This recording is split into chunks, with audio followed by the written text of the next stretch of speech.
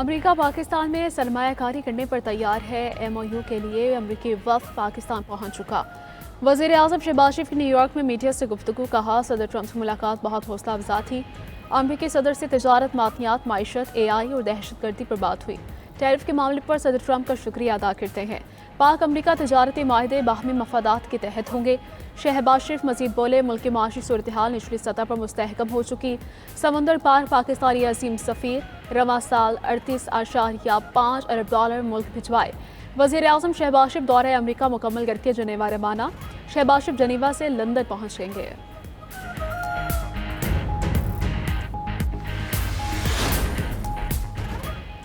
पाकिस्तान ने भारत से जंग जीत ली, अब जीतना चाहते हैं।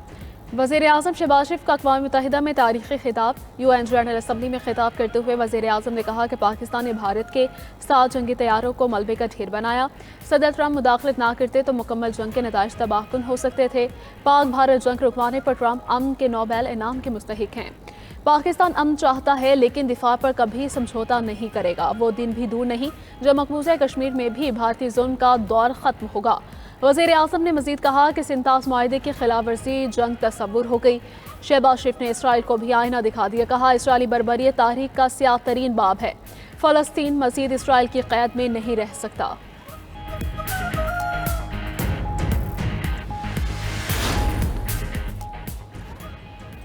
UN जनरल असम्बली में इसराइली वज़ीर आज़म को सुबकी का सामना। मुस्लिम और दुनिया के मुतादिद ममालिक का नेतन्याहू की तकरीर का बायकॉट।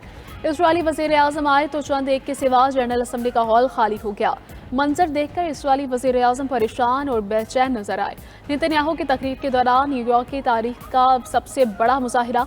नेतन्याहू जंगी मुजरिम और इसराइल नाजायज़ रियासत के नारे।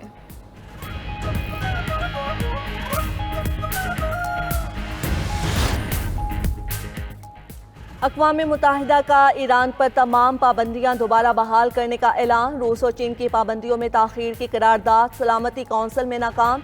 ईरान पर दोबारा पाबंदियां आज से नाफिजुल अमल होंगी।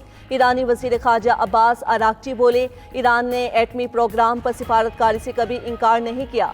अमरीका ने सिफारतकारी में गद्दारी की और बातचीत के दौरान हमला किया। दोबारा पाबंदियां लगाकर सिफारतकारी का रास्ता बंद कर दिया गया। यमन की बंदरगाह के करीब बहरी जहाज पर ड्रोन हमला। जहाज में मौजूद पाकिस्तानी अमले की जानों को खतरा लाहक हो गया। जहाज में 24 पाकिस्तानी मौजूद। जहाज मुसलसल आग की लपेट में है। अमले को वक्ती तौर पर निकाला, फिर जबरदस्ती वापस जहाज में भेज दिया गया। जहाज तेहरान से गैस टैंकर लेकर यमन की तरफ जा रहा था।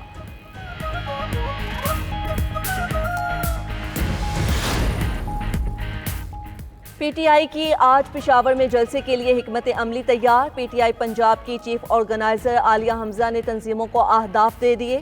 रहनुमाओं को 100 अफराद साथ लाने की हिदायत। वज़ीर आला खैबर पख्तूनख्वा का सूबाई वज़रा के हमरा जलसा गाह का दौरा। बानी PTI की बहनों अलीमा खान और उज़मा खान ने भी जलसा गाह का मुआयना किया।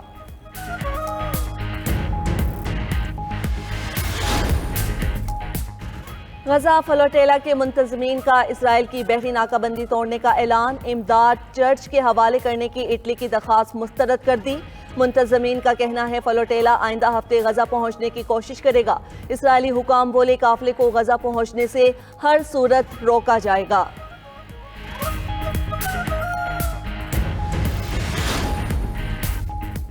और वादी कागान में मौसमी सरमा के आगाज से पहले ही बर्फबारी के बाद वादी में खुनकी और सर्दी की शिद्दत बढ़ गई। बाबूसर टॉप पर बर्फबारी के दिलकश मनाजिर सयाहों को भा गए। मुल्क भर से आए सयाह बर्फबारी से खूब लुत्फानंदोज हुए।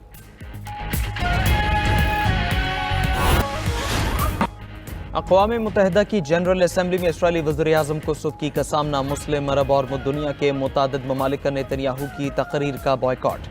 इसराइली वज़ीर आज़म आए तो चंद एक के सिवा जनरल असम्बली का हॉल खाली हो गया। मुस्लिम ममालिक के नुमाइंदे और सरबराहान हॉल से उठकर चले गए। ये मंजर देखकर इसराइली वज़ीर आज़म परेशान और बेचैन नजर आए और शर्मिंदगी के मारे इधर उधर देखते रहे।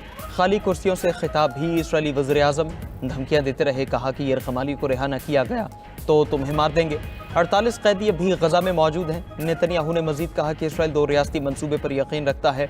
यहूदी और फ़लस्तीनी रियासत साथ साथ रह सकती है।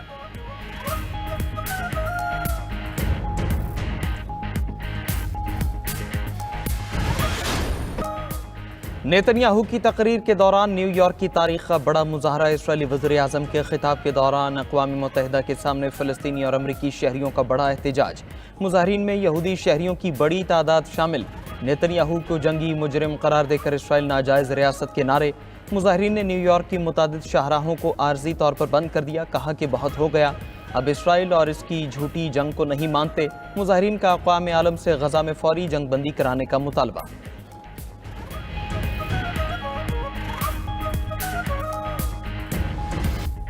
दुनिया में सर्द जंग की जहनियत दोबारा सर उठा रही है। ताकत के खौफ से खामोश रहना मुमकिन नहीं। चीनी वज़ीर आज़म ली चियांग का यूएन जनरल असम्बली से खिताब। कहा कि चीन दुनिया में अमन और सलामती का मजबूत मुहाफिज रहा है। हमें तमाम ममालिक के जायज़ सलामती के खदशात का एहतराम करना चाहिए। चीन अहम तनाज़ात के सियासी हल को फ़रोग़ देने में तामीरी किरदार अदा करता रहेगा। बांग्लादेशी चीफ एडवाइज़र मोहम्मद यूनुस ने कहा कि दुनिया गज़ा में नस्ल कुशी का मुशाहिदा कर रही है। ये सिलसिला जारी रहा तो आने वाली नस्लें और तारीख हमें माफ़ नहीं करेगी।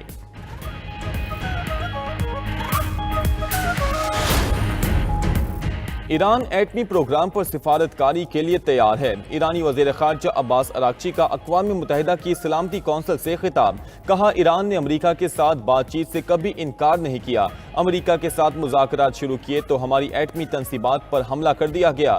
ऐसे हालात में अमरीकियों पर कैसे भरोसा कर सकते हैं। ईरान पर दोबारा पाबंदियों के नफाज की करारदाद ने सिफारतकारी का रास्ता बंद कर दिया। इंटरनेशनल एटॉमिक एनर्जी एजेंसी के साथ मुज़ाकरात से कभी इनकार नहीं किया।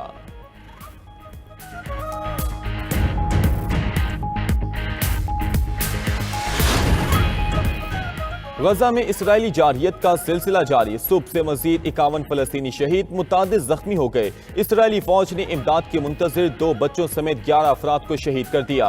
गजा शहर में भी इसराइली हमलों में तेजी आ गई। अक्टूबर 2023 से शोहदा की मजमूई तादाद 65,539 हो गई। अमरीकी सदर ट्रंप का कहना है कि इसराइल को मगरबी किनारा जम करने की इजाजत नहीं दूंगा। बहुत हो गया, अब रुकने का वक्त है। गजा की इस सूरत हाल पर नेतन्याहू से अच्छी बातचीत हुई। अरब और इस्लामी ममालिक के रहनुमाओं से भी गुफ्तगू की है। गजा से मुतल्लिक मुआहिदे के करीब हैं।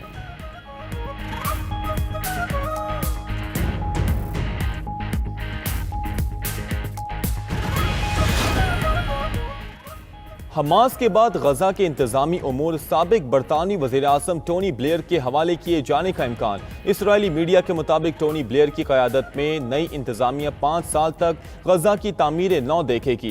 गजा में टोनी ब्लेयर की तैनाती अमरीकी सदर डोनाल्ड ट्रंप के प्लान का हिस्सा है। व्हाइट हाउस में साबिक बरतानवी वज़ीर आज़म को गजा की पट्टी पर आर्जी हुकूमत का सरबराह बनाना चाहता है। ये मनसूबा फ़लस्तीनी अथॉरिटी की शमूलियत के बगैर शुरू किया जाएगा। इस अबूरी हुकूमत को गजा इंटरनेशनल ट्रांजिशनल अथॉरिटी का नाम दिया जाएगा। इब्तदाई तौर पर यह इंतजामिया मिस्री सरहद के करीब वाक़ शहर अल अरीश में कायम होगी। बाद में अक़वाम मुत्तहिदा की मंजूरी से अरब ममालिक पर मुश्तमिल कसीरुल मुल्की फ़ोर्स के साथ गजा में दाखिल होगी। अक़वाम मुत्तहिदा का ईरान पर तमाम पाबंदियां दोबारा बहाल करने का ऐलान। रूस और चीन की पाबंदियों में ताख़ीर की करारदाद सलामती कौंसिल में नाकाम। ईरान पर दोबारा पाबंदियां आज से नाफिजुल अमल होंगी। ईरानी वज़ीर ख़ारजा अब्बास अराग़ची बोले, दोबारा पाबंदियों के संगीन नताइज बरामद होंगे।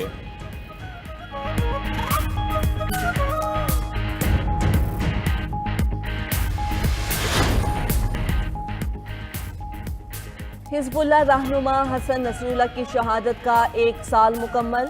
यमन के दारुल हुकूमत सना में हज़ारों अफराद की सबियन स्क्वायर में रैली। मुजाहिरीन का फ़लस्तीनी अवाम की हिमायत जारी रखने का ऐलान।